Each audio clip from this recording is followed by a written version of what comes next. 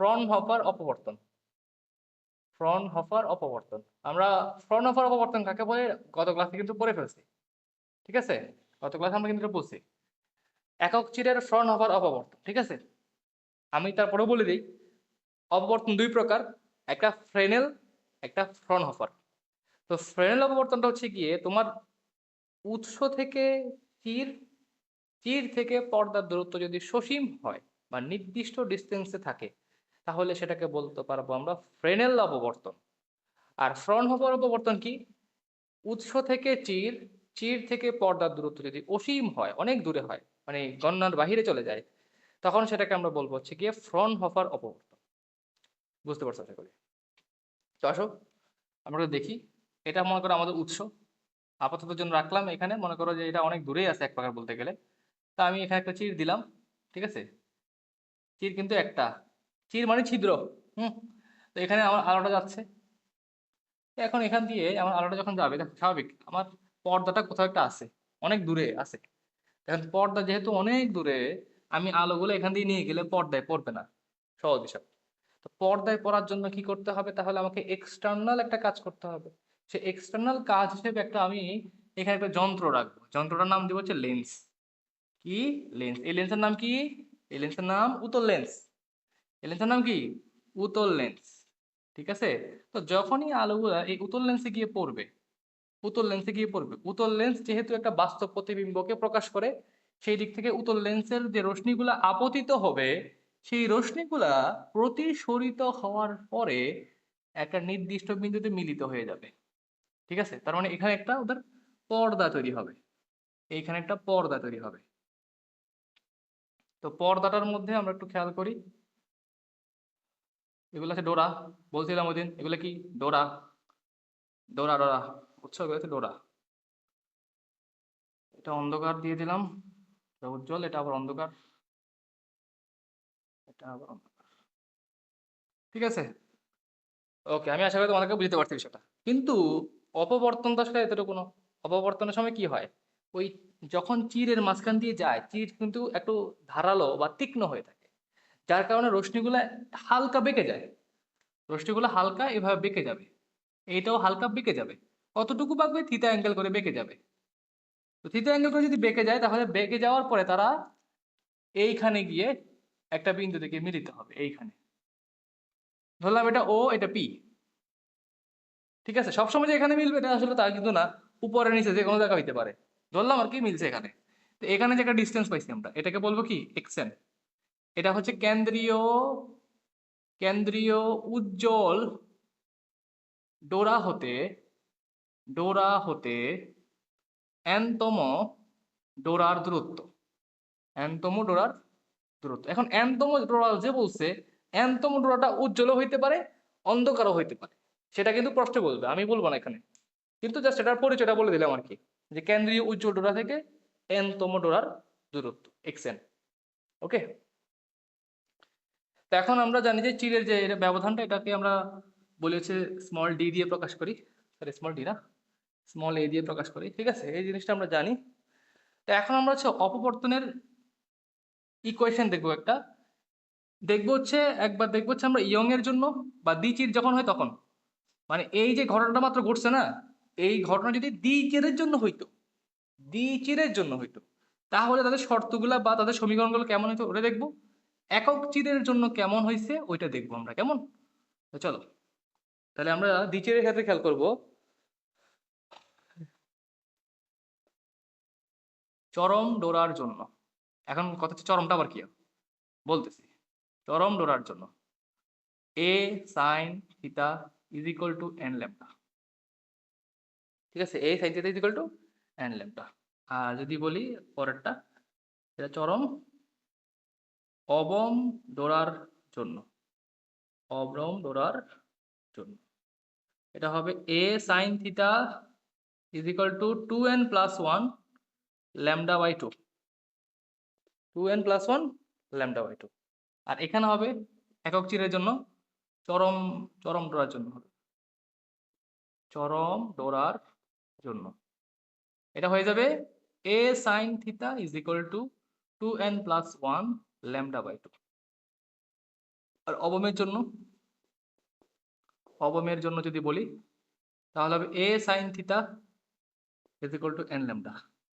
দেখো এখানে ইকুয়েশনগুলো কিন্তু মোটামুটি সিমিলার। চরমের জন্য যেটা ছিল এখানে অবমের জন্য সেটা, এখানে ধরো অবমের জন্য যেটা ছিল এখানে চরমের জন্য এটা। এবার আসলে চরম কি আর অবম কি একটু বলে দিই আমি। চরম মানে হচ্ছে গিয়ে উজ্জ্বলকে প্রকাশ করে, উজ্জ্বল। আর অবম বলতে বোঝায় অন্ধকার। ঠিক আছে, আশা করি বুঝছো তোমরা। চরম মানে উজ্জ্বল, অবম মানে অন্ধকার। তো এখানে একটা জিনিস একটু বলে দিই, একটু ব্যতিক্রম এখানে, সেটা হচ্ছে 2n+1। আমরা প্রিভিয়াস ক্লাসে পড়ছিলাম 2n+-1 ছিল। তো যেখানে আমরা পড়ছিলাম 2n+-1 ছিল, প্লাস-1 ছিল। তো এখানে প্লাস মাইনাসের বিষয়টা কিন্তু বলছিলাম তোমাদেরকে আমি, যদি প্লাস নিয়ে কাজ করো তুমি, তাহলে তোমার ডোরার সংখ্যা প্রশ্নে যত বলবে n এর মানটা তার থেকে এক কম ধরে কাজ করবে।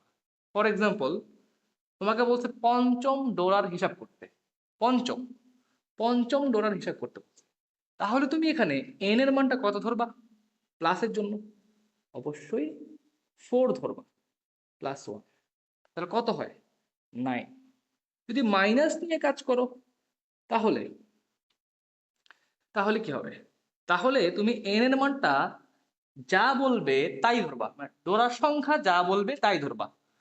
বলো পঞ্চম ডোরা বলছে, তার মানে 2 × 5ই ধরবা, -1। যদি মাইনাস নিয়ে কাজ করো তাহলে 5 দুগুণা 10, বিয়োগ করলে 1, 9। দেখো তো মিলে গেছে না? এখন তুমি প্রশ্ন করতে হবে তাহলে ভাই আমি কোনটা নিয়ে কাজ করবো। তুমি যে কোনো একটা নিয়ে কাজ করলেই হবে, শুধু এই প্রসেসগুলো কেমনে করছি সেটা মনে রাখতে পারলে হবে। তো এই জন্য বলি সবসময় মাইনাস দিয়ে কাজ করলে সুবিধা বেশি হয়, ঝামেলা কম। কিন্তু এখানে তো প্লাস নিয়ে কাজ করছে, মাইনাসই নাই। তাহলে কি করব? এখানে আমরা কোনো ধরনের এক্সট্রা সূত্র প্রয়োগ করব না। এখানে n এর মান সংখ্যা বা ডোরার সংখ্যা যাই বলে না কেন তাই বসাই দিব। ধরো এখানে বলতে পঞ্চম ডোরার জন্য অবমের অবম হিসাব করতে বলছে পঞ্চম ডোরার জন্য। তাহলে তোমার এখানে n এর মানটা পঞ্চম বলছে না, তাহলে n এর মানটা 5ই বসাই দিবা। এখানে আর কম ধরা প্রয়োজন নাই, এখানে একটু ব্যতিক্রম। এটা আর ব্যতিক্রম হচ্ছে এখানে আর কি, বুঝতে পারছো?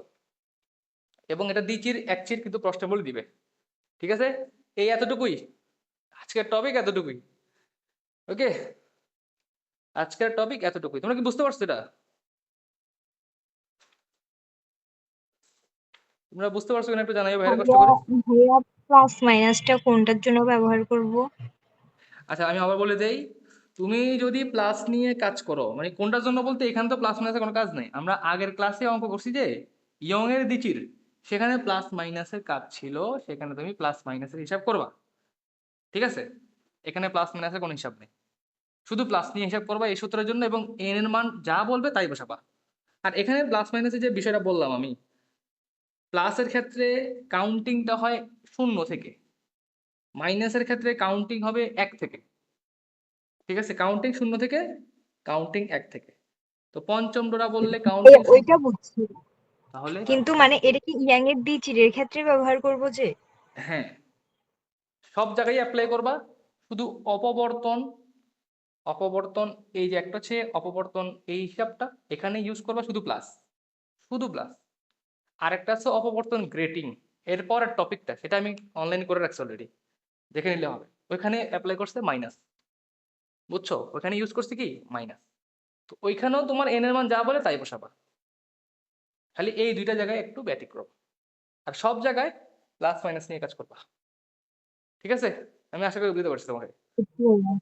জি ভাইয়া। ওকে, বাকিটা কি বুঝছো তো? হ্যাঁ ভাইয়া। জি ভাইয়া। ওকে, তোমরা তাহলে এটা তুলে ফেলো। এর মধ্যে আমি একটা প্রশ্ন তুলতেছি, সেটা তোমাদের দুইটা বোর্ডে সেম প্রশ্ন আসছে, ঢাকা বোর্ড 22 সালে, রাজশাহী বোর্ড 22 সালে, একই প্রশ্ন আসছে।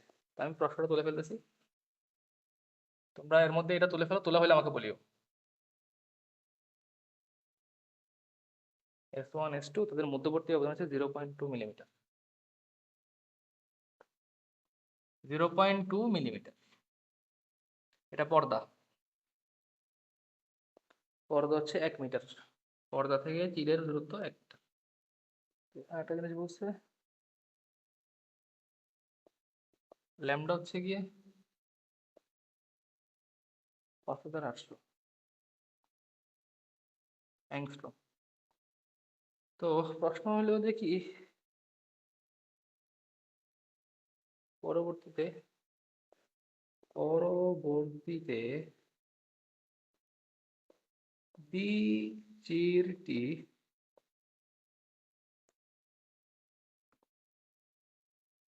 একক চিরের দ্বারা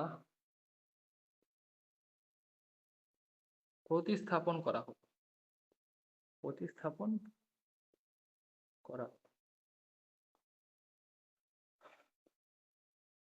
তোমরা লিখছো কিনা? জি ভাইয়া লিখছি। এটা তাহলে শেষ, আমি এটা মুছে ফেললাম। এখন প্রশ্ন ভালো করে দেখবা, এটা দুইটা বোর্ড একসাথে আসছে, এটা রাজশাহী 22-এও আসছে, আবার ঢাকা 22-এও আসছে, সেম প্রশ্ন। ঠিক আছে, এই জন্য হচ্ছে কি তোমরা কি করবা, এই বিগত বছর প্রশ্নগুলো কিন্তু একটু ভালো করে সলভ করে যাবে। কারণ ঢাকা বোর্ডের একটা সুবিধা কি, বিগত বছর প্রশ্ন থেকে অনেক রিপিট করে, বুঝছো? বিগত বছরের প্রশ্নের অ্যানালাইসিস ভালো করে করবা, রিপিট হয়ে যাবে। ঠিক আছে, তোমার জন্য কিন্তু প্লাস পয়েন্ট। ওকে, আমার ইন্টারে ফিজিক্সের রেজাল্ট ছিল হচ্ছে গিয়ে, মানে এইচএসসিতে তোমাদের আমার রেজাল্ট আসছে আর 200-র মধ্যে 196 আসছিল আমার, 4 মার্ক ছুটে গেছে আর কি, আমার ফিজিক্সের এটা আসছে মার্ক। আচ্ছা যাক, এটা ফ্যাক্ট না, ফ্যাক্ট হচ্ছে তোমাদের রেজাল্টের বিষয়, ভালো করে পড়তে হবে। আচ্ছা দেখো, আমরা তাহলে অঙ্কটা শুরু করি। এখানে প্রথম প্রশ্ন, যেটা আমি প্রশ্ন লিখে ফেলছি, প্রশ্ন হচ্ছে একটা ইয়ং এর দ্বিচির ছিল, তারপরে ইয়ং এর দ্বিচিরটাকে ওরা কি করছে, পরবর্তীতে একক চিরে কনভার্ট করছে। ঠিক আছে, তো একক চিরে যে কনভার্ট করছে, এখানে একটা জিনিস বলে দিছে, চিরের প্রস্থ বলে দিছে। চিরের প্রস্থ আমাদেরকে এখানে বলে দিছে, সেটা হচ্ছে গিয়ে 0.2 মিলিমিটার। এখানেও একই, এখানেও চিরের প্রস্থ 0.2 মিলিমিটার। তো প্রথম প্রশ্ন যেটা আমাকে বলতেছে, প্রথম প্রশ্ন বললো যে কি, ব্যতিচারের ঝালরের প্রস্থ, ব্যতিচার ব্যতিচার ঝালরের প্রস্থ কত জিজ্ঞাসা করছে, প্রস্থ কত এটা আমাকে জিজ্ঞাসা করছে। তো ব্যতিচার ঝালর মানে কি, ঝালর মানে ডোরা, ঝালর মানে ডোরা, প্রস্থ মানে ডোরা প্রস্থ, ডোরা প্রস্থটা আমাকে বের করতে হবে। ডোরা প্রস্থ কিন্তু আমরা আগের ক্লাসে পড়ছি। ডোরা প্রস্থ মানে কি ছিল, ডোরা প্রস্থ হচ্ছে গিয়ে আমাদের যে এই যে পর্দা ছিল না, পর্দা পর্দা এই যে পর্দাগুলা, এই প্রত্যেকটা ডোরাকে বলা হয় ডোরা প্রস্থ। প্রত্যেকটা ডোরার যে একটা লো পয়েন্ট থেকে হাই পয়েন্টের যে ডিস্টেন্সটা আছে না, এই ডিস্টেন্সটাকে বলেছে ডোরা প্রস্থ। অর্থাৎ একটা ডোরাকেই আমরা বলবো ডোরা প্রস্থ। তো ডোরা প্রস্থের ইকুয়েশনটা কি ছিল, আলফা ইজ ইকুয়াল টু কি ছিল, কে বলতে পারবা, ল্যামডা ডি বাই 2a, এটা ছিল ডোরা প্রস্থের সূত্র, ছিল ল্যামডা ডি বাই 2a। তাহলে এখানে এখানে আমাদের সাইডে আসে, এখানে আমাদের ডিটাকে বলতেছি আমরা কি, এই যে চির থেকে পর্দা যে ডিস্টেন্সটা আছে না, এটাকে বলা হয় ডি। এটা কত আছে, 1 মিটার। তারপরে স্মল এ, চিরের যে ব্যবধান, এটা তো স্মল এ 0.2 মিলিমিটার। এটা মিটার নিয়ে আসো,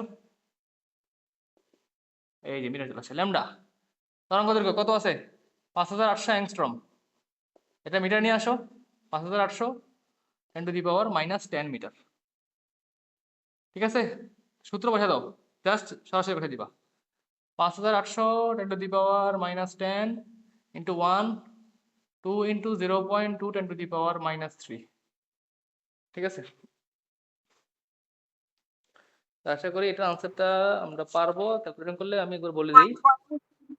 1.45 into 10 inverse 3। হ্যাঁ এই তো পাইছি, ঠিক আছে। এটা আমাদের আনসার, এটা কোনো একক নাই, কোনো ও সরি একক আছে, কি একক নাই, অবশ্যই একক আছে, মিটার হবে, প্রশ্ন না। আমাদের আনসার হচ্ছে তো 1.45 10⁻³ না, তোমাদের লিখ হইলে বলিও। আজকে একটু তাড়াতাড়ি ছুটি দেবো, বুঝছো ভাইয়ার, আর বাকিগুলো তোমাদের বাড়ি কাছে দিয়ে দেবো। তোমরা অবশ্যই, ছুটি না আমাদের, এইটার পরে আরেকটা ক্লাস আছে, তো ওইটা এখন উঠবা না, বসে করে ফেলবা, ওইটা আমি অলরেডি করাই রাখছি। এই ক্লাসটা এখন একটু শেষ হয়ে গেলে, আজকে আর করাচ্ছি না, এতটুকু করে এটা করে শেষ করে দিব। আমার পুরো শরীর ক্লান্ত রয়েছে একবারে, টানা দুপুর 2টা থেকে 1টা থেকে শুরু করছি যে কি, রাত্রে 8টা বাজে শেষ হয়েছে আমার সবকিছু। তারপরে এখন আবার এসেই আমি 20টা মিনিট বসেই শুরু করছি, ওদের ক্লাস নিলাম 1 ঘন্টা প্লাস, এখন এখানে মানে আমি রেস্ট পাইতেছি না একবারে। এখন দেখো, এটা শেষ করলাম, এরপর আমরা পরবর্তী নেক্সট কোশ্চেনে যাই। আমরা, তোমরা লেখো, যারা লেখো নাই একটু দ্রুত লিখে ফেলো, আমি প্রশ্নটা লিখে ফেলি উপর দিয়ে। প্রশ্ন হচ্ছে গিয়ে উভয় ক্ষেত্রে একই তরঙ্গ দৈর্ঘ্যের আলোর জন্য, উভয় ক্ষেত্রে একই তরঙ্গ দৈর্ঘ্যের আলোর জন্য প্রথম চরমের কৌণিক বিস্তার, প্রথম চরমের কৌণিক বিস্তার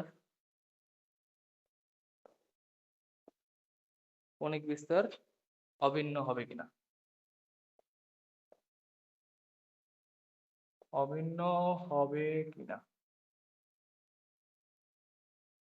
ঠিক আছে। আমি তাহলে মুসলাম এটা।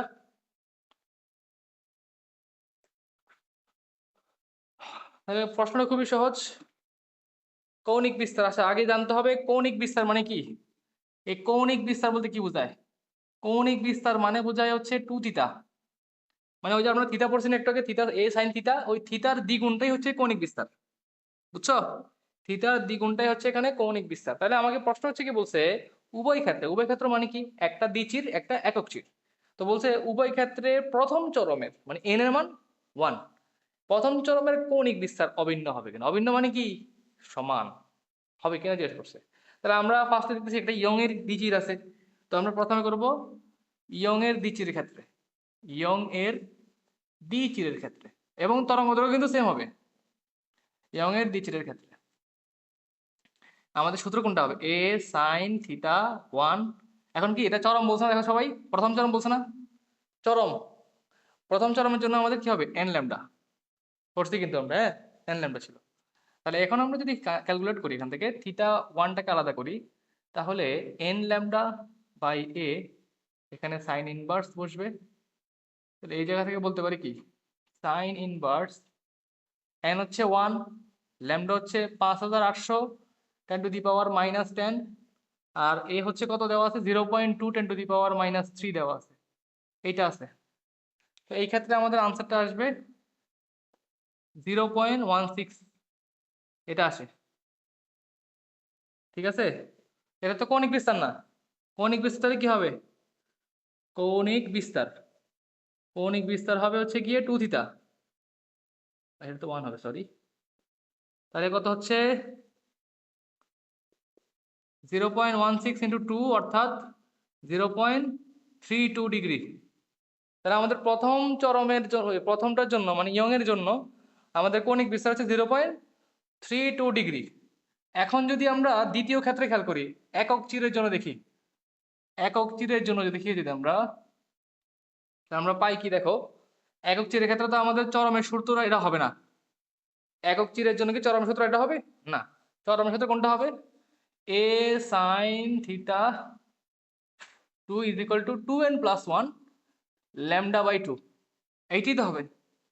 তো আমি এটাকে ফার্স্টে একবার ক্যালকুলেশন করে নিই, এন কত এখানে 1 না, প্রথম চরম যেহেতু বলছে আমি n1 1, তো 1 ইন্টু 2 মানে হচ্ছে 2, 2 + 1 মানে 3 ল্যামডা বাই 2। এটা ক্যালকুলেশন করি একবারে, 3 ইন্টু 5800 10⁻10 ডিভাইডেড বাই 2, এটা এভাবে আছে। তো তুমি যদি এটাকে এখান থেকে নিয়ে যাও, তাহলে এখানে অবশ্যই 2 এর সাথে এটা গুণ হবে, তাই না, 2 এর সাথে এটা দেখা যাচ্ছে কিনা এখান থেকে, ও তোমরা কিছু বলবা না, দেখা যাচ্ছে আমাদের।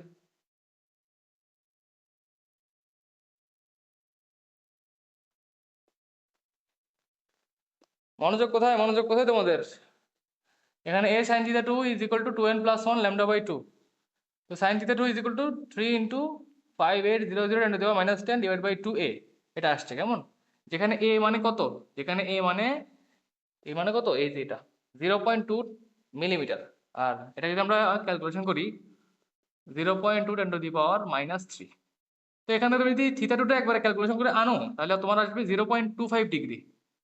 তো এটার জন্য কৌণিক বিস্তারটা যদি আমরা দেখি এখন, কৌণিক বিস্তার, তাহলে সেটা হবে কত, 2 থিটা 2, অর্থাৎ 2 ইন্টু 0.25 অর্থাৎ 0.50 ডিগ্রি।